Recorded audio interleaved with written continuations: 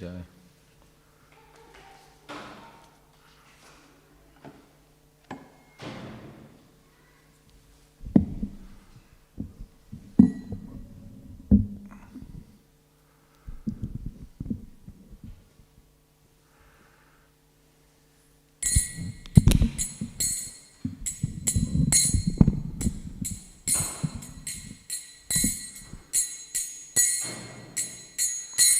Jaya Radha Madhava Kunja Bihari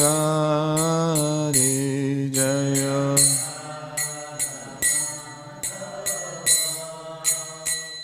Kunja Bihari Jaya Radha Madhava Kunja Bihari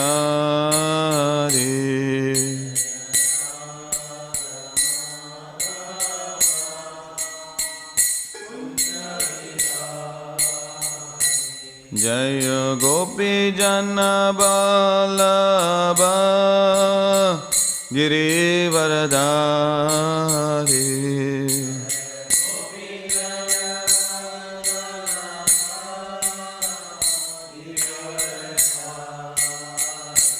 Jaya Gopi Jana Vallabha Girivaradhari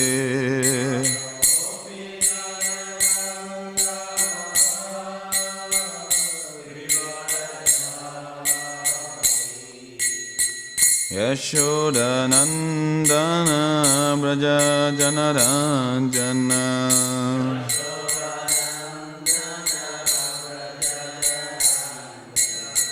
Yashoda Nandana Braja Janaranjana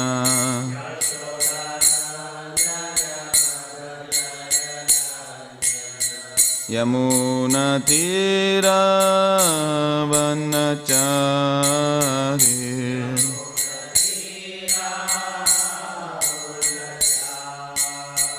Yamuna Tira Vanachari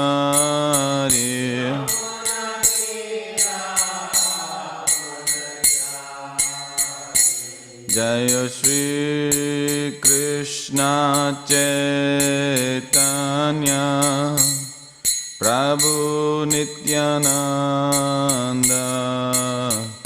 Shri Advaita Gadadhar Srivasari Gaur Bhaktivedanta Jaya Krishna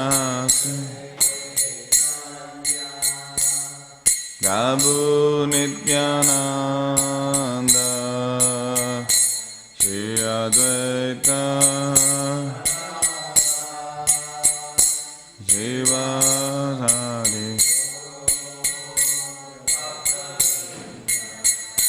Hare Krishna Krishna Krishna Hare Hare Hare Rama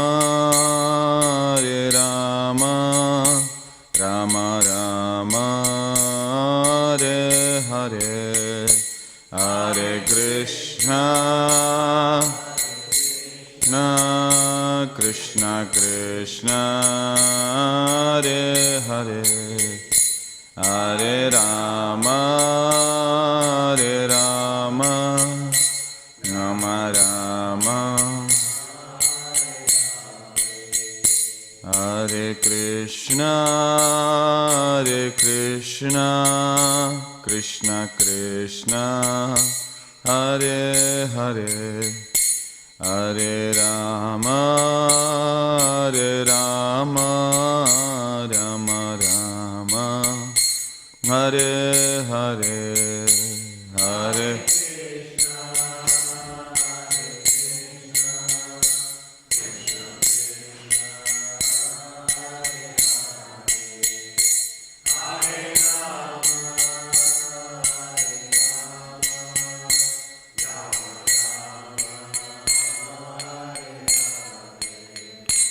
Hare Krishna,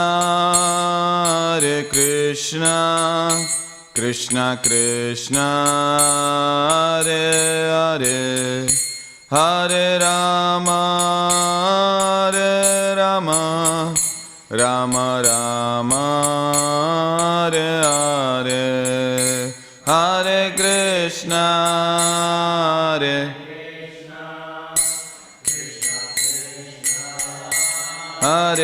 Hare, Hare Rama, Rama Rama, Hare Hare. Jayo Prabhupada, Jayo Prabhupada, Prabhupada, Jayo Prabhupada, Jayo Prabhupada.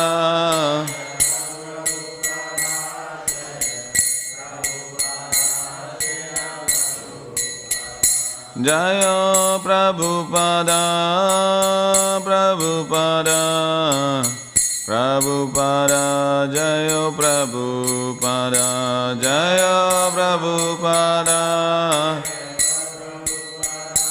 Jayo Prabhupada, Jayo. Jai Vishnupada Paramahamsa Parivacharya Stotra Tata Śrīmad Bhaktivedanta Swami Śrīla Prabhupada ki Jai. Jai Vishnupada Paramahamsa Parivacharya Stotra Tata Śrīmad Bhaktivedanta Saraswati Goswami Śrīla Prabhupada ki. Ananta Koti Vaishnava Vrindi ki Jai. Namacharya Śrīla Haridas Thakur ki. Grantara Śrīmad Bhāgavatam ki Jai. Nitai Gaura Premanandi. All glories to the assembled devotees. All glories to the assembled devotees. All glories to the assembled devotees. All glories, Sri Guru Gauranga Śrīla Prabhupada ki Jai. Om Namo Bhagavate Vasudevaya. Om Namo Bhagavate Vasudevaya. Om Namo Bhagavate Vasudevaya. Today morning we are reading from Śrīmad Bhāgavatam, Canto number 6, Chapter 7, Indra offends Brihaspati. Text number 15. At aham amaracharyam. Ataham amaracharyam agadadishanam dvijam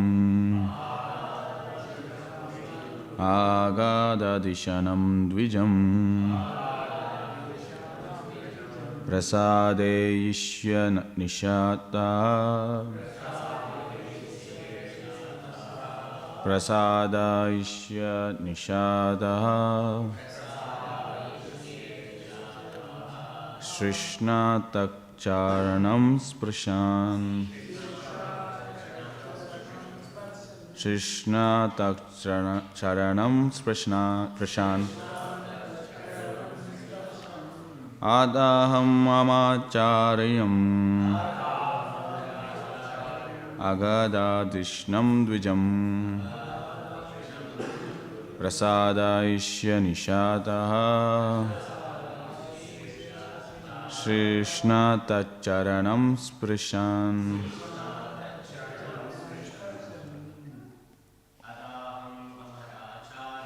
Ataham amaracharyam agadadishanam dvijam prasadayishye nishata Krishna tacharanam sprishan. Adam amaracharyam agadadishanam dvijam prasadayishye nishada Krishna tacharanam sprishan. Adam amaracharyam Agadadishanam dvijam Sadadishya nishada Krishna tacharanam sprisham. You want to chant? Adharam Acharyam Agadadishanam dujam Prasadaishya nishadha Krishna tacharanam srishan Adam amaracharyam Agadadishanam dvijam Prasadaishya nishada Krishna tacharanam sprishan. Word to word meaning. Ataham Ata therefore Aham I Amara Acharyam the spiritual master of the demigods. Agadadishanam whose spiritual knowledge is deep.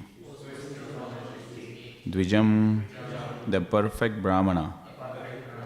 Prasada Ishye I shall please. Nishata without duplicity. Krishna with my head. Tat charanam his lotus feet. Sprishan touching. Translation and purport by His Divine Grace A.C. Bhaktivedanta Swami Prabhupada. Prabhupada ki jai. Translation. King Indra said, therefore, with great frankness and without duplicity, I shall now bow my head at the lotus feet of Brihaspati, the spiritual master of the demigods, because he is in the mode of goodness. He is fully aware of all knowledge and is the best of the Brahmanas. Now I shall touch his lotus feet and offer my obeisances unto him to try to satisfy him. Purport. Coming to his senses, King Indra realized that he was not a very sincere disciple of his spiritual master Brihaspati. Therefore, he decided that henceforward he would be Nishatha, non-duplicious. Nishatha Krishna Tacharanam Sprashan. He decided to touch his head to the feet of his spiritual master. From this example, we should learn this principle enunciated by Vishnunath Chakravarti Thakura. Yasya prasada bhagavat prasado yasya prasadan nagati kutopi. By the mercy of the spiritual master, one is benedicted by the mercy of the Krishna. Without the grace of the spiritual master, one cannot make any advancement.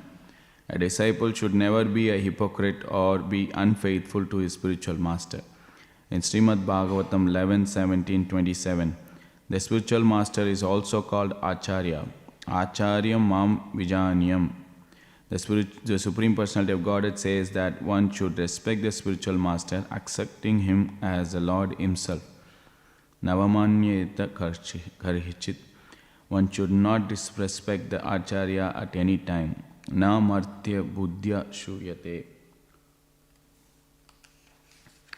One should never think the Acharya an ordinary person. Familiarity sometimes breeds contempt, but one should be very careful in one's dealing with the Acharya. Agada Dishanam Dvijam. The Acharya is a perfect Brahmana and has unlimited intelligence in guiding the activities of his disciple.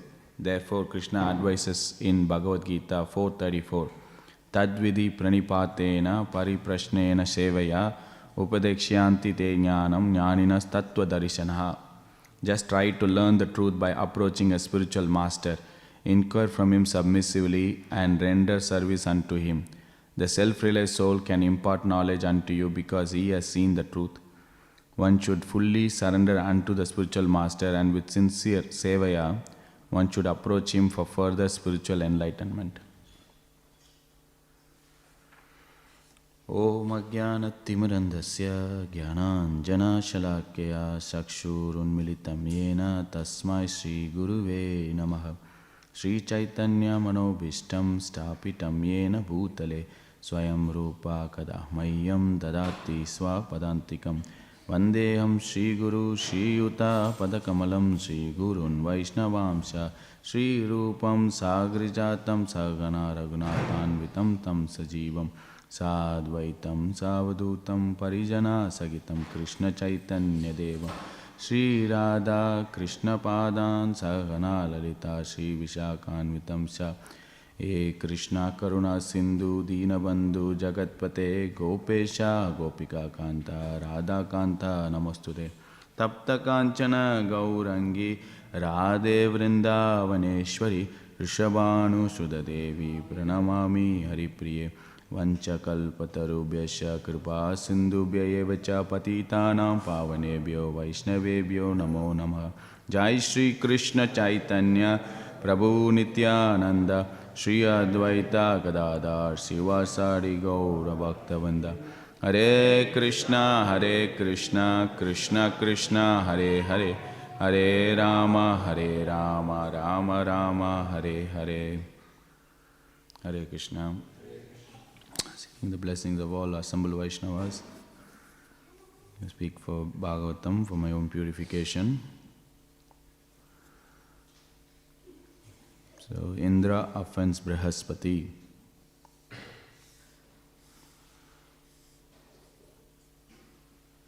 So, this is a heartfelt regret by by Indra.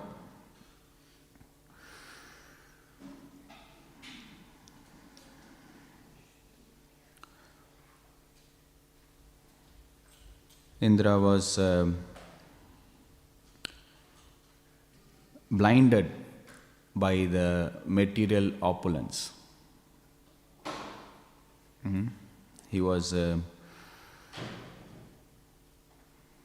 you read the previous verses, he was surrounded by all the facilities and opulence, and he was having his time. He was the king. He was in his kingdom. There's a king. And there was umbrella, chamara, there were dancers and singers. And there were all varieties of people, apsaras, gandharvas, even people like, different subterranean planets. Everyone was there and praising. And he was with his wife in the throne. So he was completely blinded by the surrounding material opulence. We hear time and again, material opulence is obstacle in the path of bhakti. But material opulence in itself, we may not take a stand that, yes, bad. Material opulence used in a proper way, which can fuel our purpose of life, then that material opulence is actually liberating. Isn't it? We have beautiful temples, we have beautiful offerings, we have a lot of festivals and events. We need opulence. Opulence is something which attracts the conditioned soul. Prabhupada wants it big. He wants a big marble temple in the middle of the city wherever we go. Because how else that conditioned soul is attracted? Is one of the ways that they approach God is to get rid of the distress and get more money. They want money. And if you are in a hut, in a like a tin shed, people may not be appreciative, even though the truth, even though the philosophy, even everything is so hi-fi, they should see, they want to see, right? So material opulence, when used for our sense gratification, then it's entangling. We hear again and again in Bhagavad Gita, second chapter, many verses Krishna makes sure tells this living entity are my own part. Mama ivam so jiva loke jiva bhuta sanatana. They are struggling with the senses and mind. Because the sense objects and senses are very attractive in nature. They want to, it's inseparable like that. But when same material opulence is used in the sense gratification of Krishna, this is a central point or a central theme of Bhagavad Gita. In the start only Prabhupada gives, we are meant to satisfy the senses of Krishna. Isn't it? That is called love. If we're trying to satisfy our senses, then that is called lust. So very clear, the material opulence has its own usage.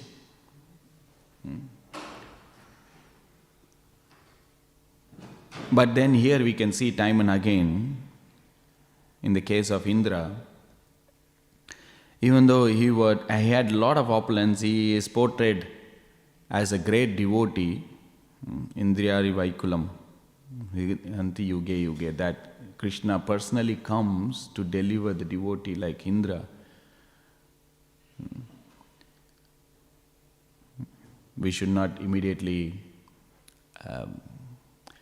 take side and give very stereotypic comments on Indra. This is there for our teaching, we should understand. Great personality, what Krishna also says that my devotee never perishes actually. Even though sometimes accidentally he falls down, but if he stick to the path, of devotion, then he is meant to get perfected. He is in the process of perfection. So here we can see Indra quickly regretted. He understood when he saw that my spiritual master has left this place without even speaking a word. Now this is very interesting actually in Śrīmad Bhāgavatam. We have a same situation in, fourth canto, when Daksha entering the arena. Lord Shiva didn't get up. Now then here if you see Brihaspati entering and Indra didn't get up. So in both the situation is not just material opulence, we have to see the etiquette. So that's what second point which Indra was telling. First Indra was saying, I want to curse this material opulence because this actually made me very embarrassing situation, or this actually made me fall down. But the second is, one should know a superior religious etiquette, how to behave, how to actually conduct oneself or behave himself in the assembly of Vaishnavas and devotees. This is very crucial and critical, because material opulence, yes, we might get entangled, but then there is a hope that one may get frustrated in material opulence and sense gratification, and then he can turn. But then one behaving in a proper way that actually displeases Krishna and Vaishnava, that is a more dangerous situation than having a lot of money. Because that attitude towards devotee actually determines our progress as well in bhakti. And we can see here Indra disrespecting, just by not giving proper respect to his own spiritual master. This is a serious offense actually. It's a serious offense. So one place we see that one person not getting up is justified, the fact that Shiva is not an ordinary person, because Daksha was having already preconceived idea of how everyone should receive him. So it all boils down to one point, that Amanina Manedena, Kirtane Sadari. That's the verse. If you see in this whole episode, you can summarize or boil down to that verse. Na Dhanam, Na Janam. That one doesn't want. Even Prabhupada writes in the purport. So, but it all boils down to giving respect and not expecting one. So in irrespective of either situation, whether we are sitting and not giving, or we are entering, or we are going to visit devotees, or devotees are coming to see us, it always to be safe that we can ready to give respect to everyone and not expect anyone. But then sounds very easy in theoretical and it very attractive, but to put it in place, it's very difficult for false ego. It is very difficult for false ego to take that humble position, irrespective of whatever designation or whatever achievements in bhakti or whatever knowledge one have, to remain humble and to give respect to everyone. And that's a quality of a Uttama Adhikari, if you really see. He thinks everyone is advanced, everyone is perfect, everyone is pure, everyone is above me. That's a mood, actually. That's because if you see, the category of devotees is distinguished or categorized on the basis of behavior. A neophyte, for him, only the Supreme Lord and himself, right? He doesn't actually treat or give proper respect to devotees. He don't mind. For him is like direct connection. I am and the Lord. I don't want to deal with these people, or he doesn't know a proper etiquette. This behavior is like the ornaments in Vaishnava's presence, right? Makes one devotee very attractive, how he behave. So a neophyte is least bothered about devotees because he feels that I am directly connected with Krishna. I am worshipping Krishna, the Supreme Person, I am directly connected. But then he progress to Madhyama when he discriminate people and give proper etiquette or respect to that person whom he is dealing with. If he is seniors, he give respect. If he is equal, he makes friendship.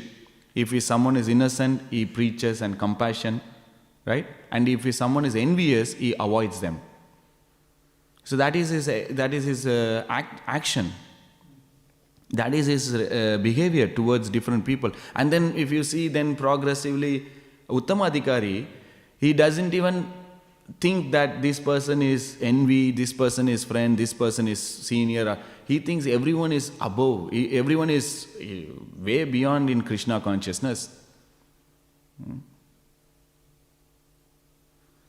And our process of bhakti, we have to be with devotees. He can't escape. It's not like, yes, I know all this knowledge, all these scriptures and everything, let me go to the forest and perform myself. No, that is not an option, because we see that it's not going to work. He alone in the wilderness is like the path to perish. Like the cloud which is, what is it Krishna says? The raven clouds, or cloud which is, it's dissipated. So similarly, we have to be with devotees, but at the same time, we have to be very cautious of how we deal with devotees. So that's why these kind of pastimes help, even though one may be in even the king of all demigods, or the Prajapati, or Daksha, we are all great people actually. They are they are working on the order of the Supreme Lord, they are carrying out the service of the Supreme Lord, and they are the administrators of this universal dealings. Even those great people, they regret of their dealings. So we should be extremely cautious when we are dealing with devotees, and make sure we are humble and giving respect. So here Prabhupada gives purport in explaining about the Acharya. This verse itself, this whole text can be offered to Srila Prabhupada. It perfectly fits. as Indra praying to Brihaspati, we can offer this whole, because every day we place our head, or we touch the feet of Srila Prabhupada, place in our head. So he is an Acharya. One time, this memory is recollected by Atma Tattva Prabhu. He was distributing books to someone in India, and then he showed the book of Krishna book, and this person took back, and there was a picture of Srila Prabhupada. So he quickly took some thread or something for measurement, and then he measured the forehead of Prabhupada and the ears of Prabhupada and everything, and then Atma Tattva Prabhu was thinking, what's happening? And he said, this person is an Acharya. The four Acharya, the four Sampradaya Acharya are present in him. Do you have the full picture of this person? The Prabhu, he was like little taken aback, and then he said, okay, fine, I'll get it something. And then he somehow got the picture of Srila Prabhupada and presented to that person. And he measured everything, and he said, this person, all the four Sampradaya Acharyas are present in him. He is not an ordinary person. I want to surrender to him. I've been looking for this kind of person only. So he took all that. He said, can I have this book? I want to really look forward. This person is not an ordinary person. He's an Acharya. So Atma Tattva Prabhu gave the book, and he collected another incident. Prabhupada, as an Acharya, he was in Kumbh Mela. And he was, I think it's a Ekadasi, he was talking about the lotus seeds. It's good if it's fried in ghee. And he was telling, and then devotees went to get some lotus seeds, and that time he got his friend Ramanandi, is a Sampradaya, I think it's a Sankara, Saiva, Sankara Sampradaya, big Sampradaya, I think. He had a friend, and he came along with his son. And then he came, and then he put the like kind of a bowl, and then he wanted to abhishek Prabhupada's feet. And all the devotees are waiting. This is in 76, Prabhu was recollecting. It's in 76. Everyone is eager. They didn't wash feet of Prabhupada. They want the Charnamrita of Prabhupada. But this person came, and then out of love, and Prabhupada said, you didn't go and take bath? He said, what's the point going take bath? You are the sangamam of all the river, holy river. You are a great devotee. And washing your feet is the idol, actually. It's actually the true, isn't it? If you go to pilgrimage, the main purpose of going to pilgrimage is associate with some great Vaishnava and hear from him and serve his lotus feet. That is the purpose of pilgrimage, not just going and taking bath in the holy river. So then this devotee, took the Charanamrita, distributed. Then Prabhupada said, you have a son. He said, you give your son to me, I'll make him as an Acharya. Then father said, soon, in time, no time, very soon time, he will. Prabhupada said, soon time means there is no time. You don't want to give. That person said, no, Prabhupada, he just started, learning the Sanskrit. So he's a young boy. Once he grown up, I'll come and give it to you. Prabhupada left like that. So years after, Atma Tattva Prabhu again went to Kumbh Mela with all the Gurukul boys. He wanted to show. So he took and everything, and there was a big procession, like a big gathering. It said that the Sampradaya, which the Sankara Sampradaya, was splitted into many groups. And they all united on that year under one sannyasi, who is a young sannyasi, who combined all the Sampradaya. Imagine, he collected everything and make it into one group. And they were there, and it was a big procession, and this was a young sannyasi, and next to him, all were like 3 times more his age. All the people with beard and everything, all were standing, and this is a sannyasi. And he saw Atma Tattva Prabhu, and he started glorifying Prabhupada in Sanskrit verses. He quoted so many verses and everything, and then when Atma Prabhu showed all the boys and went, he said, you remember, you used to carry me when I was a young boy. in the same place, in the back. So that boy is the Acharya of that Sampradaya, is the same boy who Prabhupada said, if you come to me, I'll make an Acharya.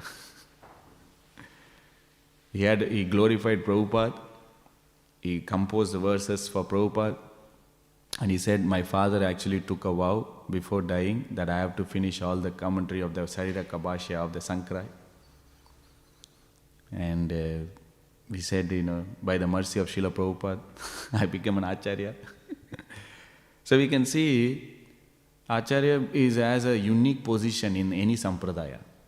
They are not just an ordinary person. A very special place. Even in our Sampradaya, Prabhupada always had a special place. That's why we are doing this course, Founder-Acharya course, to understand the unique position of Srila Prabhupada. He's not just any other ordinary person. He has come to deliver the message of Lord Chaitanya. It is very clear. In 10 years, so many temples, so many, we can never repay whatever we have received from Srila Prabhupada. We are always indebted to Acharya. He is a special. So here, the position of, we can see, by just pleasing the spiritual master, then Krishna is pleased and everything is like a gate opening to the Vaikunta or to the spiritual world. Serving the devotees. So here, Krishna. So then, Prabhupada actually gives this verse from Bhagavad Gita 4:34. Tadvidi pranipatena pariprashnena sevaya upadekshayanti jnanam jnaninas tattva darshana. This is an interesting verse actually, because this verse not only establishes the position of a spiritual master, but it also gives us how we should approach and behave with the spiritual master. This is a very critical actually. So there is a few, the extreme is considering that spiritual master or a guru equal to God. They don't want someone as a mid-layer. They feel that I don't need anyone in my spiritual life, a person interfering with my dealing with God. This is one side that they don't want, right? And another side is that they portrayed a guru equal to God, as a replacement to God. That is one other extreme. Unless we have a proper understanding, then it becomes really difficult to explain to people as well. Guru is not replacing God, but he is representing God. This is our philosophy. Because the whole point of Bhagavad Gita is started when Arjuna took a position of a disciple and ready to receive the knowledge. This is Krishna's method, that in order to approach God, we need some kind of a person who knows God, who knows the Supreme Lord.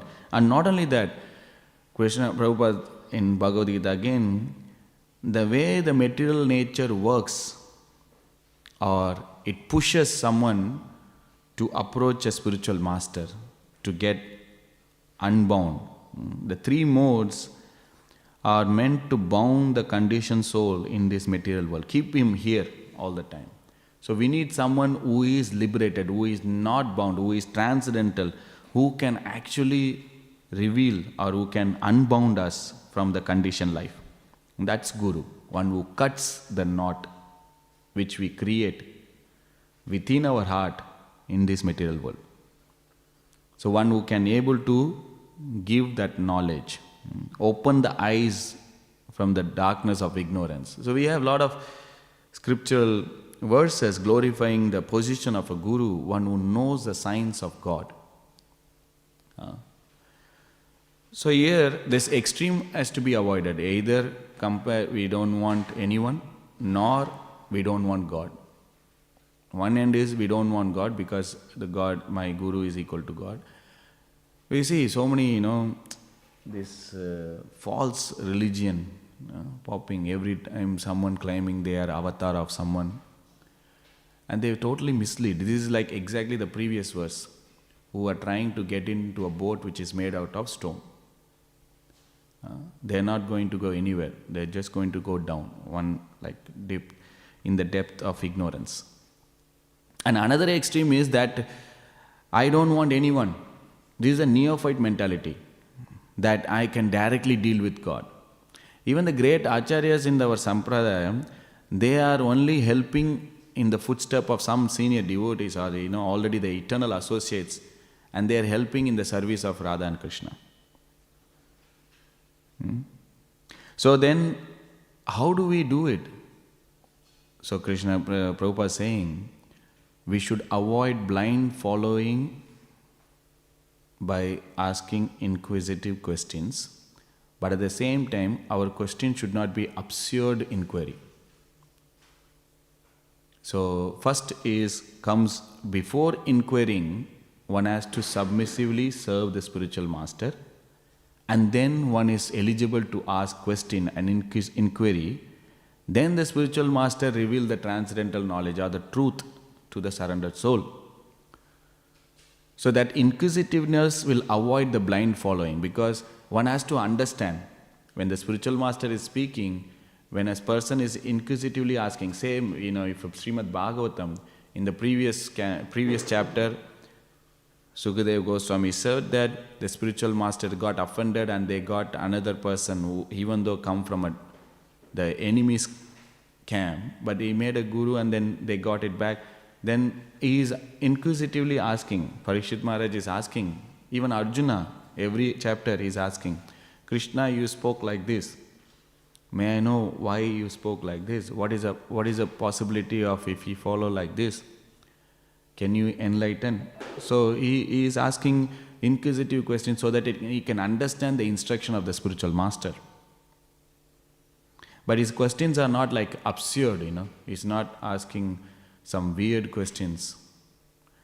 So generally, our question should be either beneficial for ourselves or for others or for common humanity. If our questions are not beneficial to any of this category, better not ask question. Isn't it? Just to sake of asking question and post that I know thing is an expression, again, is an expression of false ego that we want to show off. Then it won't actually penetrate in our heart. The instruction won't go in. So that's very important that we follow this verse to submissively render service and inquire relevant question so that we can understand the instruction. Then the self-realized soul can impart knowledge unto you because he has seen the truth. So one should fully surrender unto the spiritual master, and with service one should approach him for further spiritual enlightenment. So this is another very important, that it's a lingering tendency that we assume that initiation is my culmination of spiritual progress, or my goal is initiation. Some more or other I have to get initiated. But as the word suggests, even the process itself, initiation means you just started. It's not the goal. Goal is not initiation. We think I need to somehow get my spiritual master initiated, or somehow a hook or crook. And even though so many layers of test and everything is there, I feel I'm close to my goal. Once I finish this course, this exam, that exam, shelter done, this done, recommendation done, everything done. Yes, I've got initiated. That's it, done. Where is this? After that, one should not think complacent, the relationship with the disciple and the spiritual master. It's done, He will come birth after birth and save me. That's it. We should avoid this trap of after initiation, we depart like that. No. We should always carry the instruction of the spiritual master in the heart, as a heart and soul. This is from the example of Srila Prabhupada we can see. He always wanted to do what his spiritual master asked him. In many cases we may not get personal instruction as what we see, but there is always general instruction in the lectures or in the writings of spiritual master, or whenever he has given lectures or everything. So we should think that initiation is just my beginning of my relationship with the spiritual master. Then it's a long way to go, a long way to go. So one should be very more enthusiastic, more inclined after initiation. One should be very much inclined to serve the spiritual master, his instruction and his physical presence if possible. Of course, we are not, if spiritual master is there and we just focus, yes, I want to hear, but if you have opportunity, if you have the blessing, if you have chance, why not serve the spiritual master physically? But at the same time, his instruction carries more weightage. Shiksha carries more importance in our Gaudiya line. So here, one should, these are some of the Prabhupada, right, regarding the Acharya verse. One should respect the spiritual master, accepting him as Lord himself, as a representative of the Supreme Lord. And then one should not disrespect the Acharya at any time. So this is very important. And one should never think the Acharya an ordinary person. This is again, I think, Nectar of Instruction clearly says one should not see as an ordinary person, even if he has defect in the body or he doesn't look good.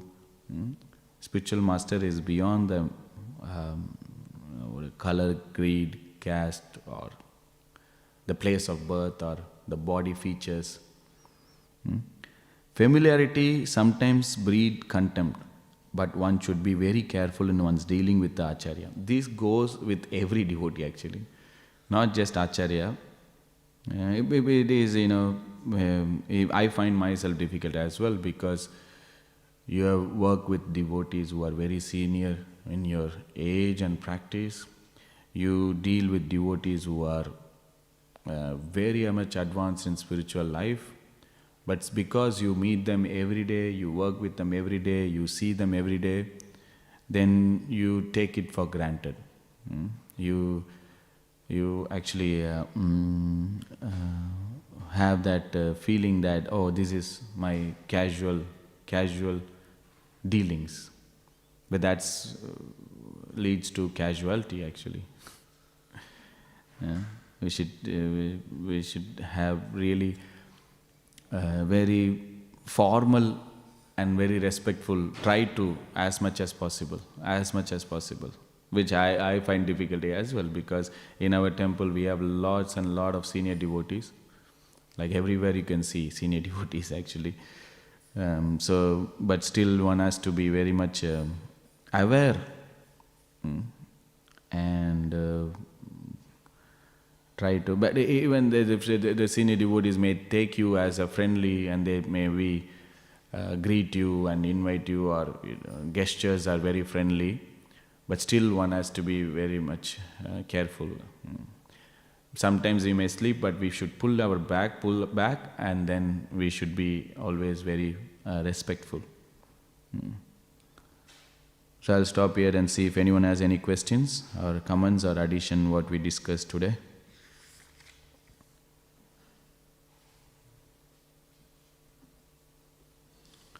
Good. Yes, Prabhu.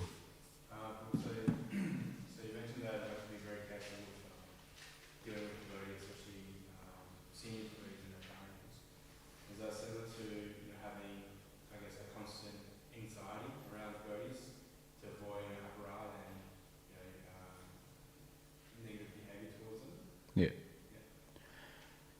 Yeah, it's like a razor edge. It's good if, like shaving, if it's sharp, it purifies, cleans and everything. But if you're not careful, then it can cut you, it can bleed you. Similarly, devotees are our fence who can protect the creeper of the mad elephant, of the offense. But then the mad elephant comes when you break the offense because you offend the devotees. They're no more friends. So it's like that. And it's good to dealing with devotees actually makes her humble. Yeah, we want to be servant of the servant. Then we need to develop the quality. In Bhagavad Gita, the process of knowledge, and Krishna says the first thing is you need to develop humility. Actually, that one sense, humility is very close to developing bhakti. Can be synonymous in one term, because the dealings of all the Goswamis and Chaitanya Charitamrita, if you read, they present themselves, like very humble, even though they are very advanced in spiritual life, but still they present each other very low and very humble. So similarly, we should be very careful. At times we might think, have friendly chat and everything, but predominantly we should be in that zone. Yes, we have some fun time, we have all devotees having, nice time, but then come back to normal, we are thinking, okay, fine. Yeah, especially we have a wonderful community of devotees in Melbourne. You can see when festival time that you want to speak to everyone, but you don't have time. And everyone wants to speak to you as well. Like, so loving and nice. At the same time, we should be very respectful to everyone. Yeah. This is to be cultivated, basically. That's where we read Śrīmad Bhāgavatam, Bhagavad Gita, hearing the lectures and doing our sadhana, so that we can be able to lower our base quality, suppress and present ourselves in a good behavior. It all comes out because behavior is something which comes when we have already contemplated within. It is just an external manifestation, right? But then when we are internally not connected, we don't understand the importance of devotees, then only we'll get into the trap of Maya, that we think these people are just another,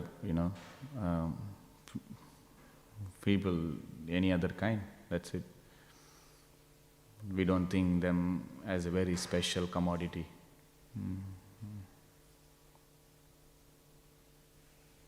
Okay, thank you. Śrīmad Bhāgavatam ki jai, Srila Prabhupada ki jai.